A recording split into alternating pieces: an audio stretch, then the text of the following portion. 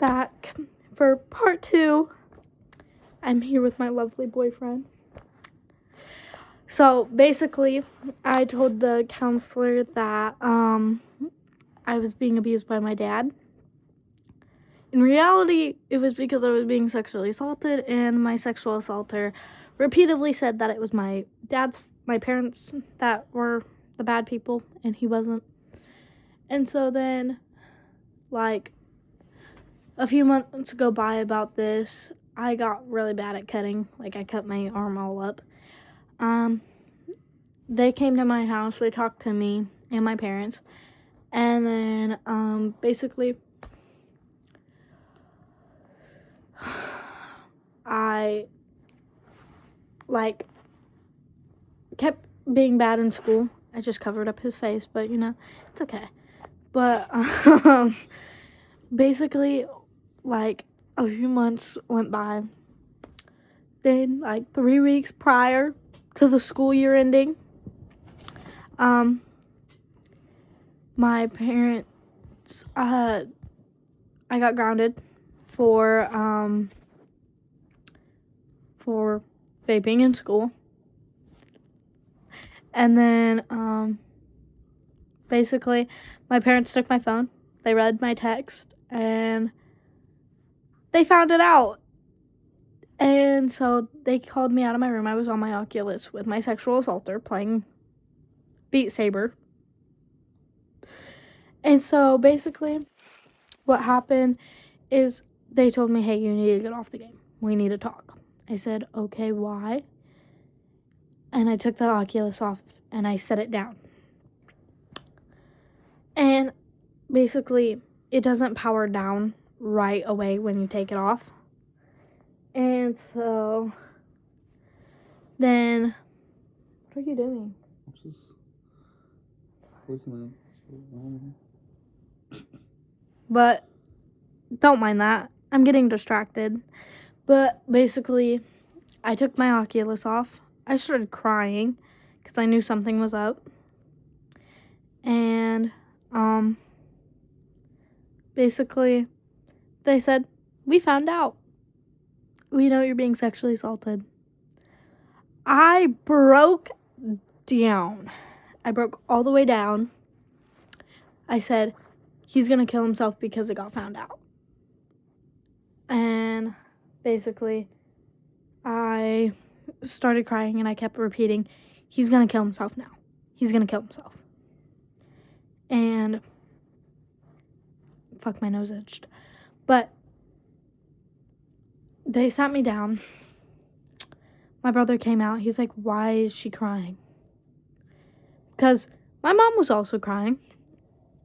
And my dad was not crying. He was just very upset. Just not crying. My brother came out. He's like, what's going on? Why is she crying? Why is mom crying? My mom said, Jules is being sexually assaulted by Jeremy. My brother, oh my goodness. My parents called 911 and talked to the police, and they came to our house, and my brother was on his way out the fucking door with the shotgun to go kill Jeremy and his best friend Jacob. And the sheriff had to stop my brother from going out the door. And basically, after that, I kind of was sitting there crying on the couch, and my brother sat down next to me, and he says, I'm here for you. Then 10 minutes later, after I got done talking to the police, I'm like, I'm hungry. And I'm hungry. And so the sheriff said, are you brother? To my brother. And he's like, yeah. And basically he said, all right, can you take her to go get some food from the gas station? And my brother's like, yeah. And my mom gave him some money for food, and he had to pay a little bit, extra, like a few extra dollars, like $2 more. And so I got like yogurt and shit, and I barely ate any of it because I wasn't hungry. Then I went to my room and I cried, and then I fell asleep. The next day I went back to school, or actually I spent like 4 days at home, or like 5 days at home because I didn't want to go to school. And so then constantly I would be on like Call of Duty Cold War playing. Jeremy would join my fucking party and be like, hey, you want to play? I'm like, sure. And so basically we played and he's like, is everything okay? Because my dad walked in. He's like, why is your mic down?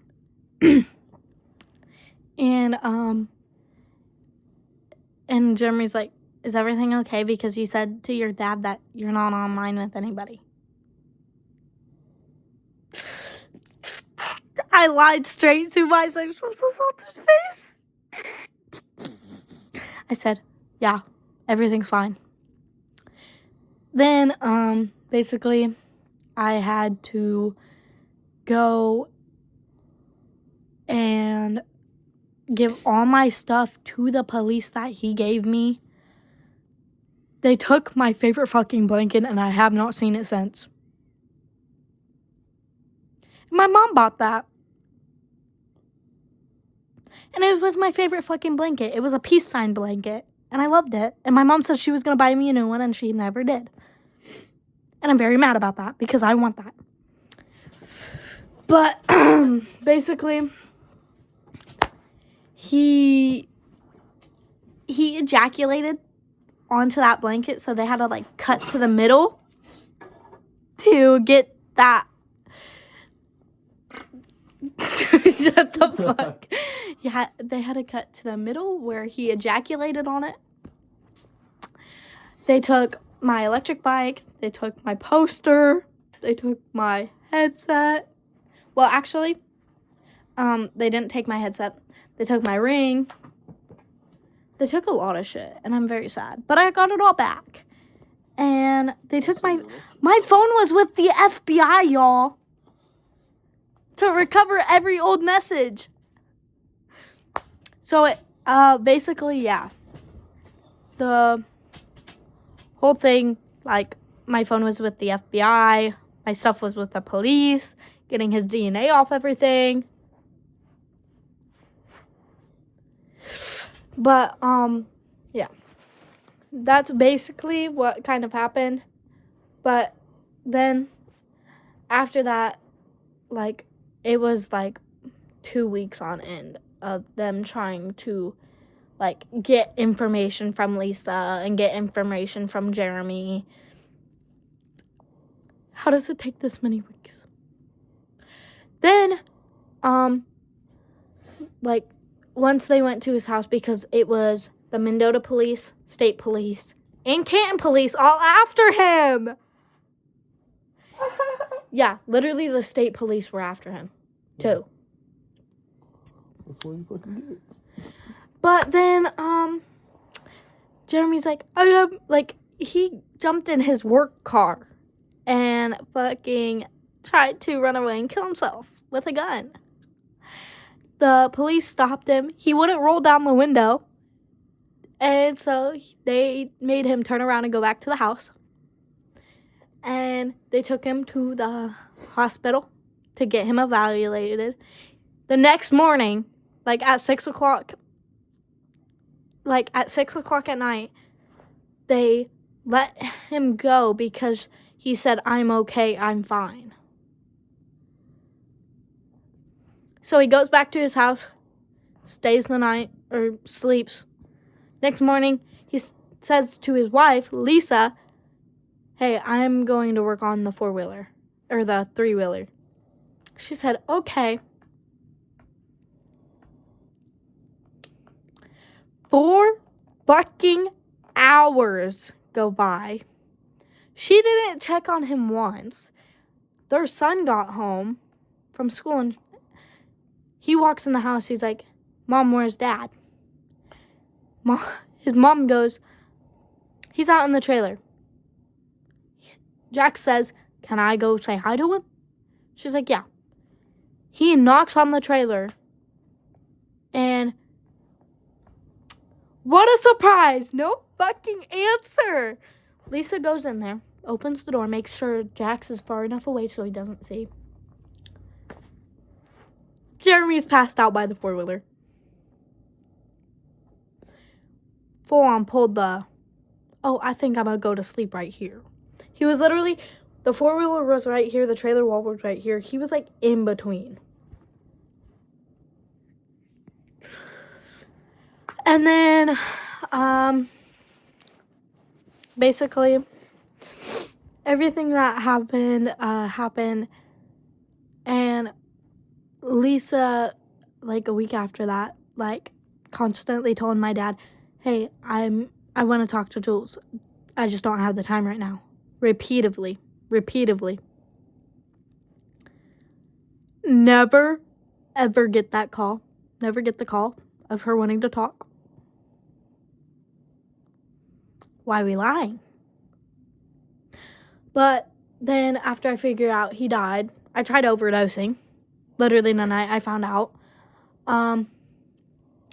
Went to school intoxicated because I was also getting bullied at the time because people kept saying, oh, I fucked him for money and I'm a prostitute. I'm 14, y'all. I was 14. I legally cannot be a prostitute. And so all that went down. Went to school intoxicated from expired drugs. I get called down because I guess one of my teachers saw that I was intoxicated. I doubt she saw that I was intoxicated. But then I go to the office. My mom gets called. And my mom wasn't mad my mom was kind of mad at me and mad at the school. But mostly mad at the school because they didn't do anything about the bullying. Then I got pulled out 3 weeks before school ended. And I went homeschooled for like the whole summer. And then I went back to school this year. And basically I'm doing so much better. So much better. Very happy about that. I met some pretty awesome people.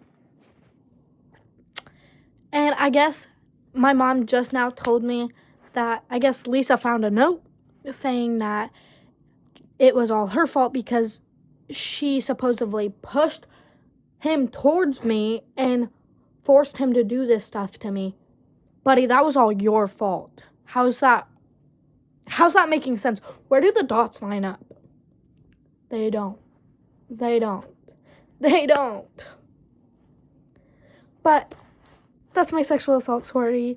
And I'm going to give you tips in the next video about how to tell when people are getting sexually assaulted or groomed. Bye.